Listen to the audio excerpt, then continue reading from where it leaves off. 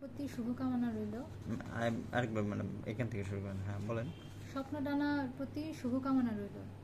স্বপ্নদানা সবসময় উপজেলা স্বাস্থ্য কমপ্লেক্স ধামরাইয়ের সাথে স্বেচ্ছাসেবী হিসেবে কাজ করে যাচ্ছে।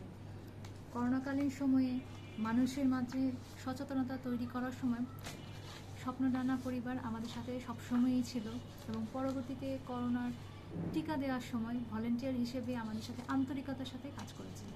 স্বপ্নদানার জন্য আন্তরিক শুভকামনা আবারও জানাচ্ছি। নারী উদ্যোক্তাদেরকে সাহায্য করার ব্যাপারে স্বপ্নদানার এই এগিয়ে আসাকে আমি সাধুবাদ জানাই।